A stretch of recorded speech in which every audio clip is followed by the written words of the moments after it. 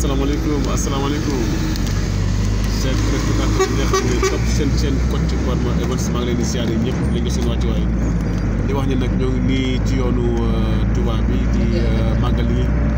di ñaan suñu borom tegal teg ñu képp koo xam ne nga fi màggal rek suñu borom tegal yoon bu sedd guy dem ak jàmm ñu fa jàmm donc lépp lu fa ñaan suñu borom nangu ñu ko te musal ñu te sàmm ñu te aar ñu waaye nag autoroute à péage moom am na loo xam ne foog ma souligner ko parce que nekk maa ko njëkk wax maa ko njëkk ma ko wax te du ma ko mujjee wax ndax boo xoolee autoroute à péage bi am na 3 guichets yoo xam ni man pour man arnaque la quoi arnaque la parce que c'est des guichets yoo xam ne da ngay fay comme ça nii quoi benn bi 1000 francs la benn bi 400 la beneen bi encore 1000 francs la encore muy ñaata muy 2000 francs te génn ko sa egg ko sa jam ñaajo mais arnaque la quoi man je me dis que man autoroute à péage li gën a logique moom mooy boo nekkee ci autoroute à péage boo demee bay génn ab dëkk ba nga dugg ci biir ville foofu nga am droit fayee mais mënoo au courant de la route au cours de la route ngay fay ay guichets yoo xam ni génnoo dëkk duggoo fenn comme ça yi nga fekkoon ni comme ça ni quoi donc kon autoroute à péage bi kon am na arnaque quoi xam nga donc boo xoolee li nga xam ne mooy Ila Touba bi diggante fu ngay duggee Ila Touba ba fu ngay génnee boobu 2500 la yaakaar naa wàññi na ko léegi 2500 la entrée ba sortie 2500 ñaata kilomètres la mat na bii 5 fois mat na ko 5 fois te 2500 ngay fay Ila Touba chinois yi mais avec les tubaab là da ngay fay 3 guichets yoo xam ni 2500 te eggoo sa jam ñaajo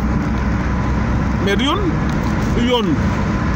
moo tax affaire autoroute à péage bi dafa jar a xoolaat xam nga parce que sénégalais yi tamit doon nañ dëkk boo xam ne nous sommes en crise mondiale donc corona bi ak àdduna nu mu méttee waroon nañ xool situation population bi wàññi affaire yi mu yomb ci gars yi mais mënuñu à chaque fois rek di maanaam di dund métti bi ak naqat bi quoi ah bu baax ah dëgg la waaw péage bi daal seer na def seer seer si boppam ndax ñi ngi génn guñ Dakar 2000 francs lañ fay waaw te génn guñ Dakar waaw loolu non dafa métti ñëpp a ngi kaas muy bus yeeg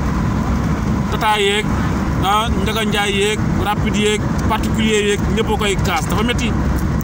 kaasoon nag fee jamono gars yi baissé les prix mais nous sommes là pour les sénégalais donc ñun lépp loo xam day féexal sénégalais yi Kocc Barma Events loolu ñoo la fi nekkal nekk ñu fi pour le gouvernement nekk ñu fi pour l'opposition on est là pour les sénégalais donc loo xam ni mooy tax sénégalais yi nekk am une vie boo xam ni xam nga bien apaisé dund bu neex xam nga dund bu jaar yoon loolu lay kaas loolu rek moo tax ñuy wax mais sans loolu donc amul leneen lu yitteel lu sénégalais yi waaw donc nañ xoolaat situation bi quoi autoroute à péage bi c'est